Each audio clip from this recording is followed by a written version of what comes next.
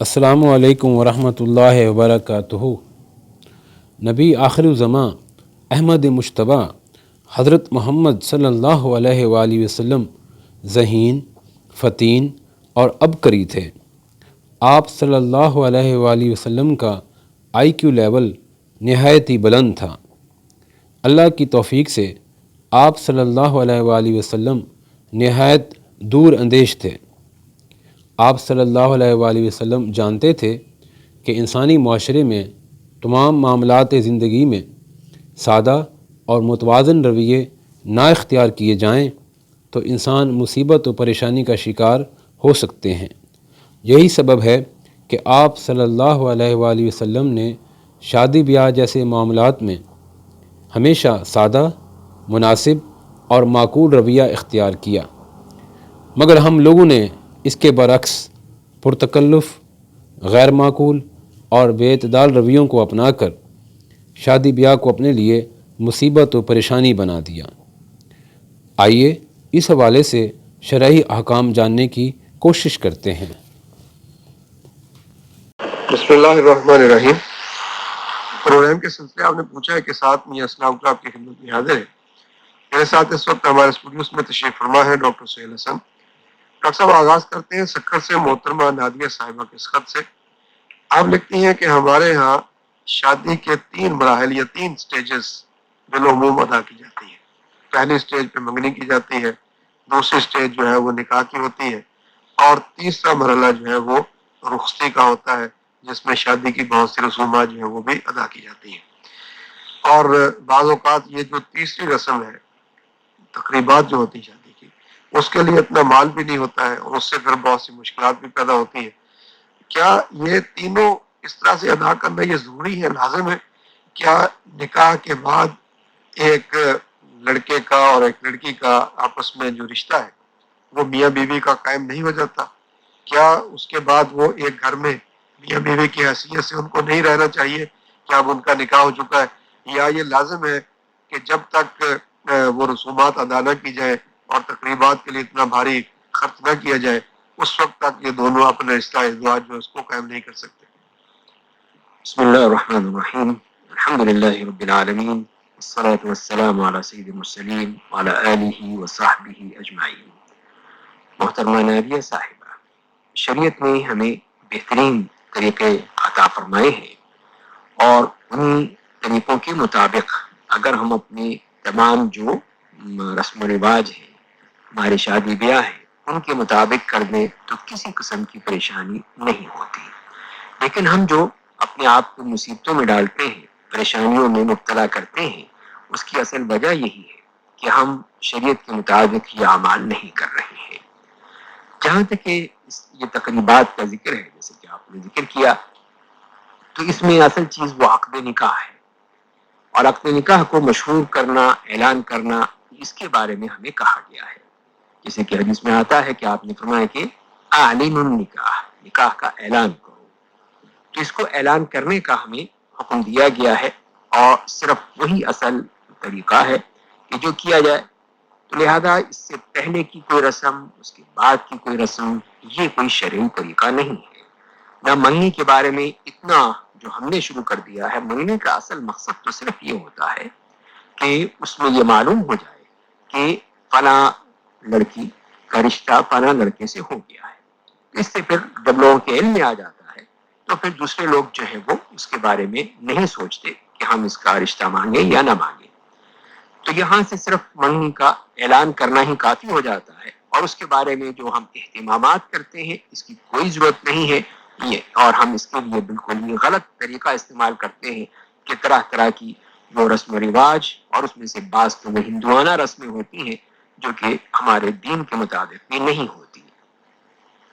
اور دوسری بات، جیسے میں نے بتایا آپ کو کہ وہ نکاح کا معاملہ ہے، کہ نکاح جو ہے وہ اس طرح ہونا چاہیے کہ سب کا علم ہو جائے، سب لوگ جان لیں اور مشہور ہو جائے، تو وہ ایک انتہائی اہم بات ہوتی ہے تاکہ سب کے علم میں آ جائے کہ فلاں خاتون کا فلاں مرد سے نکاح ہو چکا ہے، شادی ہو چکی ہے۔ اب تیسرا معاملہ ہے رخصتی کا۔ تو رخصتی کی تقریب کو منعقد کرنا ایک طرح سے اعلان نکاح ہے کہ اب وہ نکاح ہو چکا ہے اور اب وہ خاتون وہ لڑکی اپنے گھر سے اپنے سسرال کی طرف جا رہی ہے. تو لہذا یہ والدین کی خواہش ہوتی ہے کہ والدین یہ خوش ہو کے اور اپنی بہت ہی تمنا سمجھتے ہیں کہ وہ اپنی بچی کو اپنے ہاتھوں سے بڑے عزت و احترام کے ساتھ رخصت کرے. تو اس کو بھی سادگی کے ساتھ ہونا چاہیے، اس میں بھی بیجا اسراف اور فضول خرچی نہیں ہونی چاہیے. تو اس کے لیے کوئی چھوٹی سی تقریب منعقد کر لیں، خاندان والوں کو بلا لیں اور کسی قسم کی کوئی اسراف یا تبذیر جس سے منع کیا گیا ہے وہ نہ کرے. تو یہ ایک بہترین شکل ہو سکتی ہے.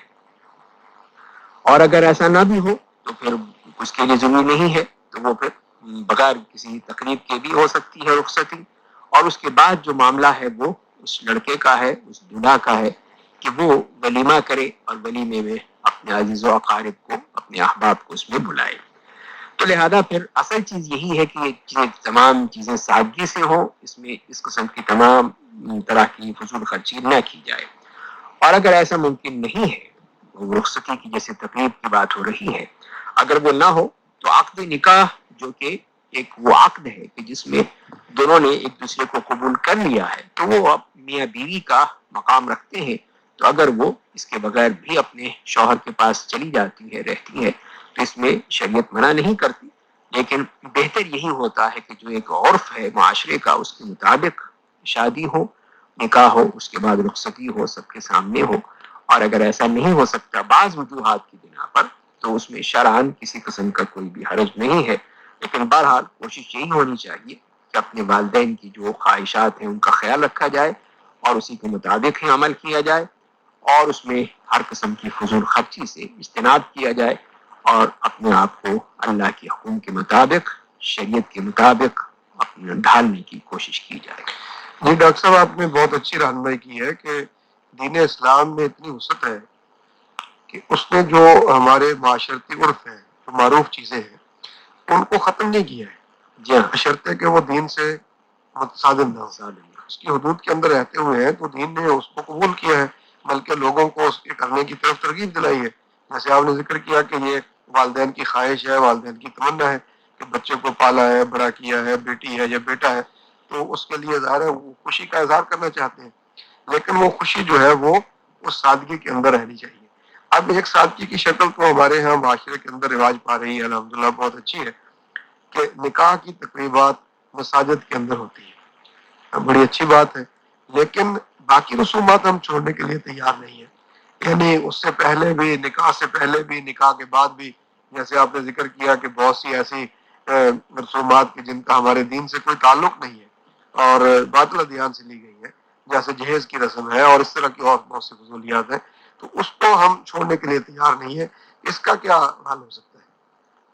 وہ یہ سے میں نے عرض کیا کہ ہم اپنے سامنے وہ نمونہ رکھیں، جیسے کہ نبی کریم صلی اللہ علیہ وسلم نے خود نکاح کیے ہیں، اپنی بیٹیوں کی شادیاں کی ہیں، اور اسی طرح صحابہ کرام تھے تو کتنی آسانی سے وہاں پر شادیاں ہو جاتی تھی اور کسی قسم کا کوئی بھی تکلفات نہیں ہوتے تھے. آپ عبد الرحمن ابن عوف رضی اللہ تعالی عنہ کے جسم پر، کپڑوں پر کوئی خوشبو دیکھتے ہیں تو آپ پوچھتے ہیں کہ یہ کیا ہے؟ تو انہوں نے کہا کہ میں نے ایک انصاری خاتون سے شادی کی ہے. تو آپ نے فرمایا کہ ولیمہ کرو، چاہے وہ کوئی بکری ہی بکری ہو، یہ ذبح کر کے اس کا ولیمہ کرو. تو اس طرح آپ نے ان کو یہ ترغیب دی.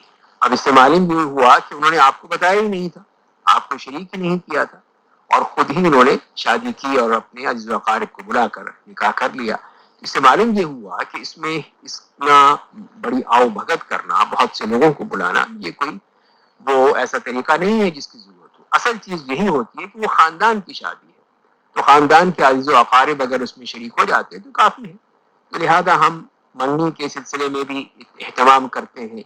پھر بارات کا تصور جو ہے وہ کوئی تصور شرعی تصور نہیں ہے، اس میں بھی ہم زیادتیاں کرتے ہیں.